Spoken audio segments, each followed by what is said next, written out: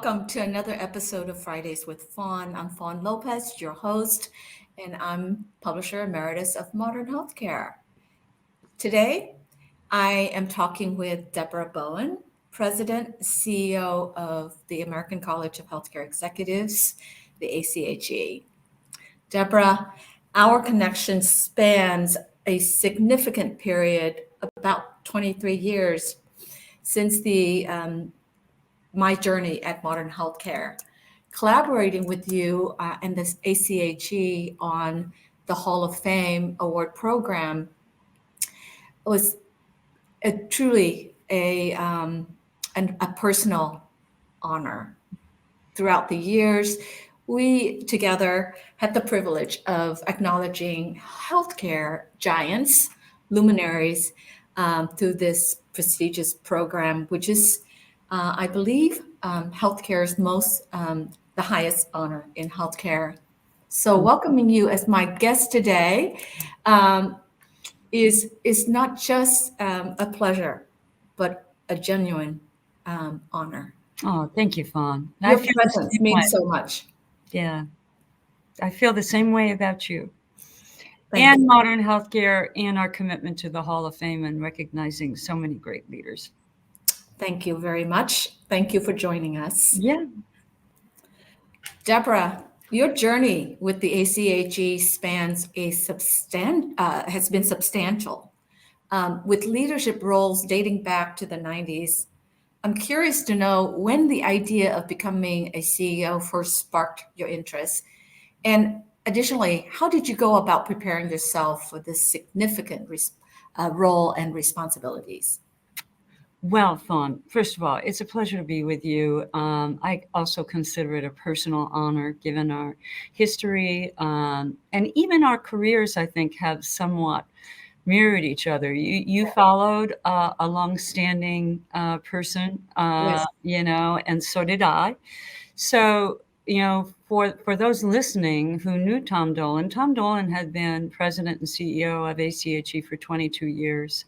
So the idea of following him or the possibility of being a CEO was really quite daunting for me. Tom talked a lot about his retirement before he retired. And everybody, I think, thought I was a shoo-in, except for me.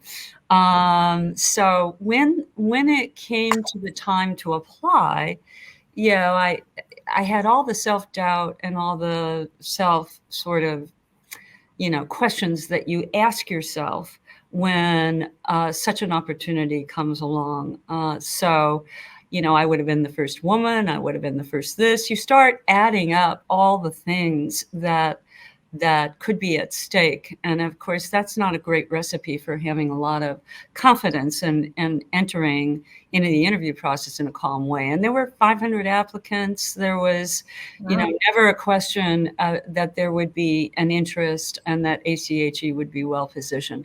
So really before Tom retired, I started working with a coach, an executive coach, and I did some 360 qualitative interviewing, having the coach talk to some of the board members about how they perceived me, what would be my development needs, what would be this, what would be that. And of course, I discovered some of the things I was going to have to work harder at. And I tried to do that. But it really, oddly, it really wasn't until after the first interview that I really became committed to being CEO. My nerves were getting the best of me along the way. And it wasn't until after that first interview that I really decided I wanted the role. In fact, the search committee had asked me if I even wanted to be interviewed in the first round, because they were going to be just forwarding me on to the second round. But I was adamant about being in the first round simply because I wanted, if this was going to be a partnership I had with the board, I needed to start creating it. So, and what I really learned, this wasn't maybe part of your question. I hope I'm not over talking this particular question, but the thing I really learned about that is people didn't really expect me to be like Tom. I could take the best of Tom and I could make it my own. And that's when I really started to find my voice, is when I realized that I wasn't Tom, I wasn't going to be Tom, but that I had other things to offer that could help ACHE grow and expand. And that's when I really became sort of the candidate, I think, and the person who's now run ACHE over 10 years. My question for you, or I'm curious, is that how? So I love the your approach of hiring a coach, working towards learning about, if you were fit for the job, or if you're even interested in that, or like to do the job. Mm-hmm. So, how long beforehand how long did that process take? Like 6 months before you started No, interviewing? this might surprise you, Fawn, but it really took 2 years. Really? The first year was really about just assessing my own abilities, not necessarily because Tom hadn't announced yet. It wasn't about the CEO job at that point. It was really just about a development experience for me. So the first year was really about that.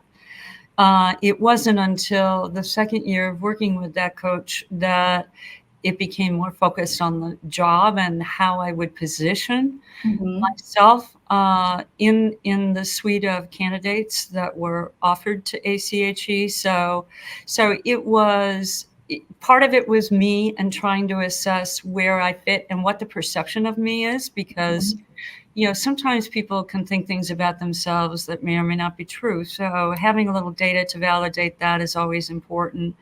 But the whole time I worked with that coach was 2 years. Wow. And that's such a great thing to do for all of us, actually. Yeah. Congratulations. I applaud you It was for a journey. It that's was not of it course. was not easy. It was a journey for me, Yeah. definitely. But once I found my voice, it was quite inspiring. In fact, I'll No never stopping you. yeah, I never forget the first day. And of course, I was sitting in Tom's office. Only I was the CEO, so I was having one of those deja vu experiences. Like, is this really happening to me? And I remember something came up, and I don't even remember what it was. I don't think it was a particularly critical issue, but it was something. And I thought, I never really liked that. And then I had to catch myself to say, well, I can change it. Yeah. Isn't that so awesome? Yeah. Such a great sense of feeling, right? Yeah. Great Yeah. feeling. Yeah. So let's talk about the ACHE's role. In your view, how would you describe ACHE's role or impact on the healthcare industry?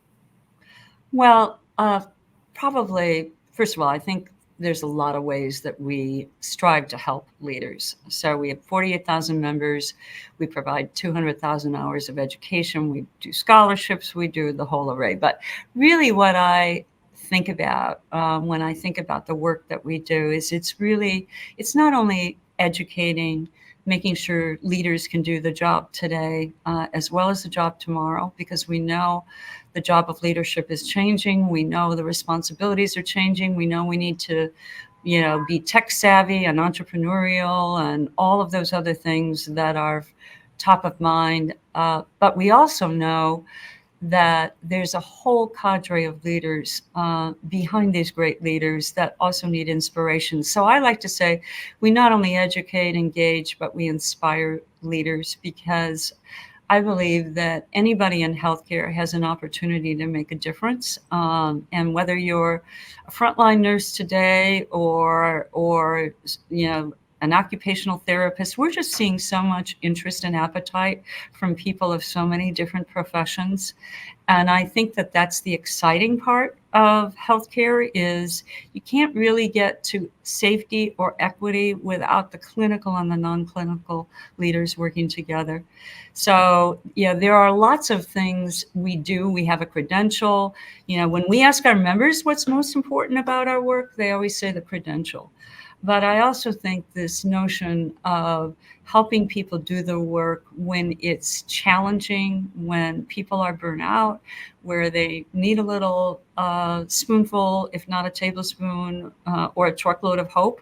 I think all of those things are really important, and that's the role we play. Our people stay with us for life, so no matter where they go, we're going to be there for them. And I think that's really the impact that we have, is really amplifying how to be that resource and how to be that support for leaders, oftentimes when they need it most.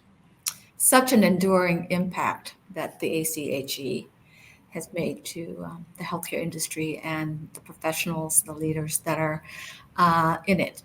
And that's where, modern healthcare and the ACHE aligns so well.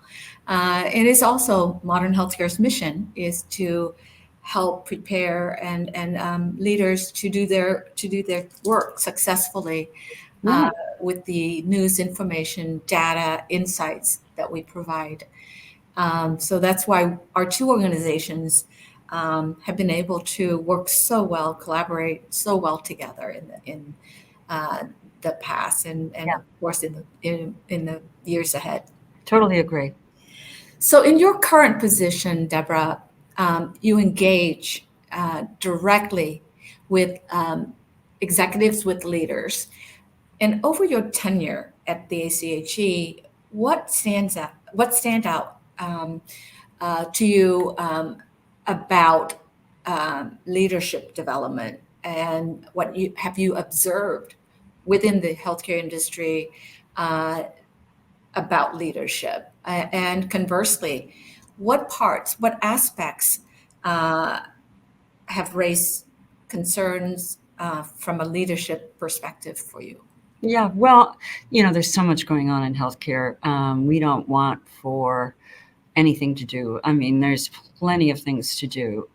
So there's a lot of, I think, really inspiring and hopeful innovations in healthcare, whether it's tech, AI, all the possibilities that all of that brings, I think is really encouraging. But the thing that, I'm in the relationship business, just like you, Fawn. I know you're in the relationship business too.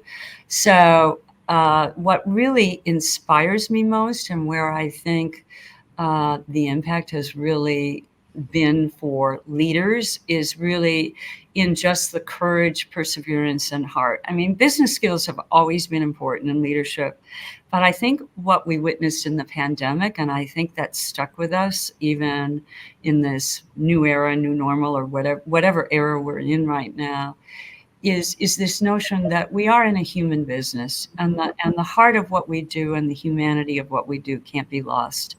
And I think we saw so many inspiring stories about people who were in their hospitals and healthcare systems settings 24/7, working side by side, trying to figure out all these impossible dimensions. I think the challenge for us now is to really, and it's been the challenge for the last couple of years, is really to take those lessons and take them to heart and build new paradigms in healthcare. The paradigms of the past are not going to get us to the future. We're going to have to redesign how we deliver care. We're going to have to redesign our workforces. We're going to be facing shortages. So I think the thing that's encouraging is we don't give up as leaders, but at the same time, I think we are all even ever more mindful that we are in a human business, and it's human people that really make the difference. You can treat a disease, but you're also treating a person. Well said. So, is workforce issues your biggest concern? Well, Moving. you know this as well as I do. You know, that the complement of workforce, part of it is the design of it, where we use our professionals, where we use physicians, nurses, physicians assistants, advanced practice nurses, Mhm. social workers, et cetera, et cetera. Part of it is about that. But I think a topic that I know you care deeply about, and I do too, is how do the boardrooms and the management ranks reflect the communities they serve? Only 27% of hospitals are run by women. Less than 10% of CEOs are diverse, meaning of color. So there's work to be done in terms of making sure that we are working on the diversity of our workforce just as much as we're taking care of the resilience and the burnout and all those other things. And it's not just diversity for diversity's sake. I mean, we've cared, like modern healthcare has cared, about diversity for decades. It's not a new trend for us. We've been working on this for a long time. And I think what's most disappointing to me is the lack of progress we've really Yeah. seen, how incremental it's been. We're making progress, but it is Wow. not at the pace that we need to. And it's not, like I said, it's not diversity for diversity's sake. It's because diverse teams are known for better performance, better outcomes for patients, better awareness, and so it's good for business. And I think the more people recognize that, the better off we're going to be. 100%. And that's the reason why we can't slow down, right? We need to keep pushing ahead, Yeah. pushing harder. So you set me up for the next, so perfectly for my next question. So beyond your responsibilities at the ACHE, you also serve on the board of the AHA Institute for Diversity and Health Equity. So could you please share insights into some of the impactful initiatives or projects you've been involved with? Yeah, well, actually, there's a couple of ways in which ACHE works with AHA. One is the Institute, and actually, I just gave up my board seat for my vice president of DEI, who we just hired. She's great, Jackie Hunter. So, but I can't take credit for their work, but I do believe that they're playing a very important role in our industry. They have the equity framework, which I think is a great framework for organizations to really look at how we can close the gap in disparities. They also have one of their sort of legacy or hallmark programs is a summer enrichment program. And that's one that we care deeply about as well, because we even know from our own career attainment studies on race that when people pursue summer enrichment programs, postgraduate fellowships, they're more likely to hire diverse candidates. And that's a plus for everyone. So I think AHA not only creates sort of the construct, if you will, for how to do this work, but also creates the case studies and the practical tools to help boards, CEOs, and other leadership teams really try and tackle these big problems that we have. Thank you for your work on that, and thank you to the American Hospital Association for the work that they're doing on for diversity and health equity. So let's stay on that topic of diversity and equity. We know, and you mentioned it, that gender and racial are still lagging, not only in the C-suite but in the boardrooms. In your opinion, what are the most important changes necessary to address this problem? Well, I think that CEOs across the country, regardless of setting, need to see DEI as core to their business.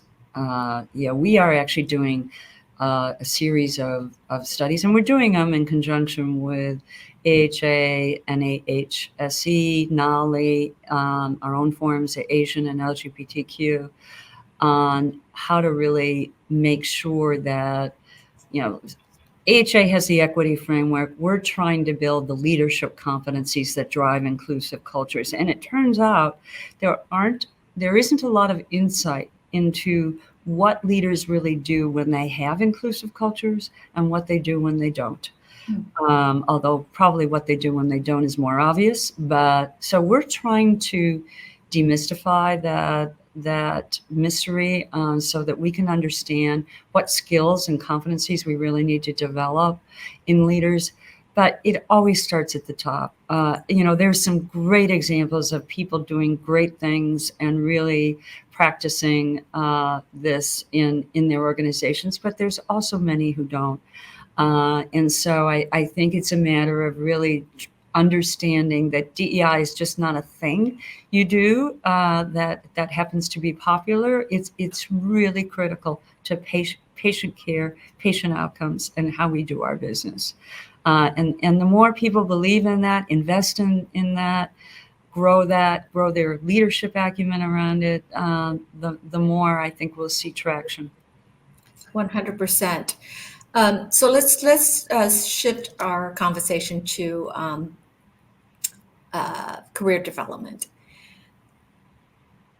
Given that there's the progress, the diversity, we're making slow progress in putting more women and people of color into C-suites and boardrooms. What advice would you give to our viewers who want to take the next step in their careers, and especially for women and people of color who are underrepresented in leadership roles? Well, I want to give maybe some general thoughts about that, but also some specific ones, because I think you need to activate on a number of different levels. One is you have to be self-aware, about your own leadership needs and your own leadership development. I also think you have to be intentional. I mean, you can see from my journey, had I set out to be a CEO a lot earlier, I might have been a CEO a lot earlier. And it's not because the title is so important. It's about the impact you can have. Mm-hmm. So I would say be intentional, create goals, check in with yourself along the way, but also network. I think networking is really important. I mean, think of all the people you have touched, Fawn, and when I look at an event like Congress, our annual meeting with 5,000 people and all the networking that's going on there, it really inspires me, because I know people are making connections. I can't tell you how many people have said, oh, I met so-and-so and they're going to do this, or introduced me to that person. So I do think that's important. But there also are resources out there, because I recognize not everybody works in an environment where they're willing to be or can be supported in professional development. So I would encourage people to really look at resources. We have scholarships available at ACHE. Other organizations have scholarship, and AHSE has, I think, opportunities available. So does NOLI. So you really want to get smart about the resources that are out there, because being in one of those programs does all of those things for you. It helps you connect with yourself. It helps you connect with others. It helps you understand you're not alone. And it builds a network that you will have for your life. And that's really important, I think, for people to activate around. Thank you for that. Mm-hmm. So reflecting on your career, Deborah, what would you identify or say as your most significant accomplishment? And conversely, what stands out as the most formidable challenge that you've had to overcome? Well, first of all, I have been fortunate, and because I'm old, Fawn, I've actually had the advantage of doing a lot of firsts. But I think, in recent times, I think the challenge of the pandemic was most prominent. Before the pandemic, our education, which is, kind of the core of who we are and what we do, is educating leaders. We were 100% face-to-face education. I mean, so the fact that I'll never forget the day, March 6, 2020, where we canceled Congress, and all of a sudden we were looking at each other and, my God, how are we going to reinvent ourselves? And I'm proud to say, within 4 months, we were 100% virtual. We had education out there already. We were doing best practices. We were helping leaders learn from those who had been through the pandemic, because obviously the pandemic kind of went in waves across the country. So we just shifted, and we shifted well, and I have to credit the team for doing that. And so I think that, when I really reflect, there's plenty of things I'm proud of, but I tell you, it was like therapy when we got back together after 3 years of not being together in 22 and held our first face-to-face Congress. People were crying. It was like therapy. Yeah. So I think you can never replace, I think it was Maya Angelou who said, people will never remember what you said, but they will remember how you made them feel. And I think that's true. So we're coming to the end of our conversation, but I do have a last question that I'd love to ask you. What is something that you know now that you wish you had learned earlier in your career?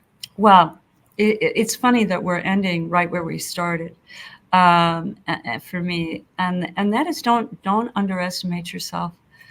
I think a lot of people underestimate what they're capable of, and it's often been said, you can't be everything, but you can be anything.